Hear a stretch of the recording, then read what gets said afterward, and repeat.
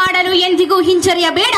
ಏಕೆಂದರೆ ಸಾವಿರಾರು ಜನರ ಮಧ್ಯ ಗೆದ್ದರೂ ಸೋತರೂ ಕೂಡ ಇತಿಹಾಸ ಸೇರುವುದು ಒಬ್ಬನ ಹೆಸರು ಮಾತ್ರ ಎಂಬ ಡಾಕ್ಟರ್ ಬಿ.ಆರ್. ಅಂಬೇಡ್ಕರ್ ಅವರ ಸ್ಫೂರ್ತಿದಾಯಕ ಮಾತುಗಳನ್ನು ಸ್ಮರಿಸುತ್ತಾ ವೇದಿಕೆ ಮೇಲೆ ಆಸೀನರಾಗಿರುವಂತಹ ಗಣ್ಯರಿಗೂ, ತಾಲೂಕು ಆಡಳಿತ ವರ್ಗದವರಿಗೂ, ಶಿಕ್ಷಕ ವೃಂದದವರಿಗೂ ಹಾಗೂ ಇಲ್ಲಿ ನಡೆದಿರ್ತಂತಹ ನನ್ನೆಲ್ಲ ಪ್ರೀತಿಯ ಸಹಪಾಠಿಗಳಿಗೂ ಕೂಡ ಗಣರಾಜ್ಯೋತ್ಸವದ ಹಾರ್ದಿಕ ಶುಭಾಶಯಗಳು.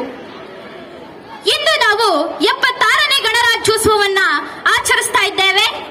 ನಮ್ಗೆಲ್ಲ ತಿಳಿದಿರೋ ಹಾಗೆ ಗೌರಿ, ಗಣೇಶ, ರಂಜಾನ್, ಬಕ್ರೀದ್, ಕ್ರಿಸ್ಮಸ್ ಹೀಗೆ ನಾನಾ ತರದ ಹಬ್ಬಗಳನ್ನ ನಾನಾ ಮತಗಳ ಧರ್ಮ ಹೇಗೆ ಆಚರಿಸ್ತಾರೆಯೋ ಹಾಗೆ ಇಡೀ ಭಾರತ ಮತಧರ್ಮಗಳನ್ನ ಮರೆತು ಆಚರಿಸತಕ್ಕಂತಹ ಹಬ್ಬಗಳೆಂದ್ರೆ ಅದು ಸ್ವಾತಂತ್ರ್ಯ ದಿನಾಚರಣೆ, ಗಾಂಧಿ ಜಯಂತಿ ಮತ್ತು ಗಣರಾಜ್ಯೋತ್ಸವ.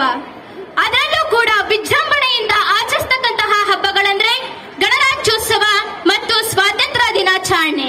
ಹಾಗಾಗಿ ಇವುಗಳನ್ನ ರಾಷ್ಟ್ರೀಯ ಹಬ್ಬಗಳೆಂದೇ ಕರೀತಾರೆ.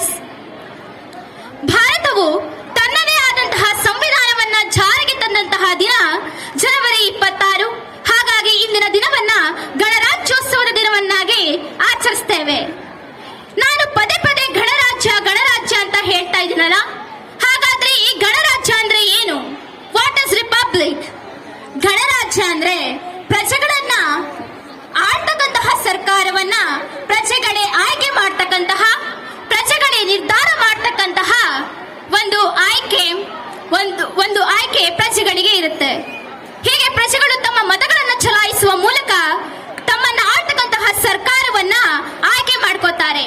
ಅಂದ್ರೆ ಜನರಿಂದ ಜನರಿಗಾಗಿ ಜನರಿಗೋಸ್ಕರ ನಡೆಸುವ ಆಡಳಿತ ವ್ಯವಸ್ಥೆಯನ್ನ ನಾವು ಗಣರಾಜ್ಯ ಅಥವಾ ಪ್ರಜಾರಾಜ್ಯ ಅಂತ ಹೇಳಿ ಕರಿತೀವಿ. ಇದನ್ನ ಪ್ರಜಾರಾಜ್ಯ ಅಂತ ಯಾಕಪ್ಪ ಕರಿತೀವಿ ಅಂದ್ರೆ ಇಲ್ಲಿ ಪ್ರಜಾಪ್ರಭುತ್ವ ಇರ್ತದೆ, ರಾಜಪ್ರಭುತ್ವ ಇರೋದಿಲ್ಲ. ಹಾಗಾದ್ರೆ ನಮ್ಮ ಸಂವಿಧಾನ ಹೇಗೆ ರಚನೆ ಆಯ್ತು ಅನ್ನೋದನ್ನ ನೋಡೋದಾದ್ರೆ ಬಂಧುಗಳೇ, ನಮ್ಗೆಲ್ಲ ತಿಳಿದಿದೆ 1947 ಆಗಸ್ಟ್ 15ರಂದು ನಮ್ಮ ದೇಶಕ್ಕೆ ಸ್ವಾತಂತ್ರ್ಯ ಬಂತು. ನಮ್ಮ ದೇಶಕ್ಕೆ ಸ್ವಾತಂತ್ರ್ಯ ಏನೋ ಬಂತು, ಆದ್ರೆ ನಮ್ಮ ದೇಶಕ್ಕೆ ತನ್ನದೇ ಆದಂತಹ ಸಂವಿಧಾನ ಇರಲಿಲ್ಲ. ಭಾರತಕ್ಕೆ ಬಂದಂತಹ ಬ್ರಿಟಿಷರು ಭಾರತೀಯರನ್ನ ಆಳ್ವಿಕೆ ಮಾಡ್ಕೊಂಡಿದ್ರಲ್ಲ, ರೂಲ್ ಬುಕ್, ಅದೇ ಇಂಡಿಯಾ ಆಕ್ಟ್ 1935. ಅದನ್ನ ಭಾರತವು ಅಲ್ಪ ಸ್ವಲ್ಪ ತಿದ್ದುಪಡಿ ಮಾಡಿ ತಾತ್ಕಾಲಿಕವಾಗಿ ಉಪಯೋಗಿಸೋದಕ್ಕೆ ಶುರು ಮಾಡಿತ್ತು. ನಂತರ ಕೇವಲ ವ್ಯಾಪಾರದ ಉದ್ದೇಶದಿಂದ ಭಾರತಕ್ಕೆ ಬಂದಂತಹ ಬ್ರಿಟಿಷರು ಇಲ್ಲಿ ಆಡಳಿತವನ್ನ ಶುರು ಮಾಡ್ತಾರೆ.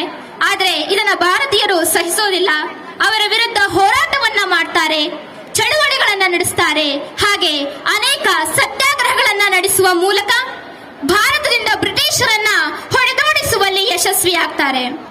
ಆದ್ರೆ ಭಾರತವನ್ನ ಬಿಟ್ಟು ಹೋಗ್ಬೇಕಾದ್ರೆ ಬ್ರಿಟಿಷರು ಒಂದ್ ಮಾತು ಹೇಳ್ತಾರಂತೆ, ಏನಾದ್ರೂ ಆಗ್ಲಿ ನೀವು ಸ್ವಾತಂತ್ರ್ಯವನ್ನ ಪಡ್ಕೊಂಡ್ರಿ, ಆದ್ರೆ ನಿಮ್ಮ ಒಂದು ದೇಶಕ್ಕೆ, ಬೃಹತ್ ಭಾರತಕ್ಕೆ ಸಂವಿಧಾನವನ್ನ ಬರೆಯುವಂತಹ ಶಕ್ತಿ ಅಥವಾ ಸಾಮರ್ಥ್ಯ ಇಲ್ಲಿ ಯಾರಿಗೂ ಇಲ್ಲ.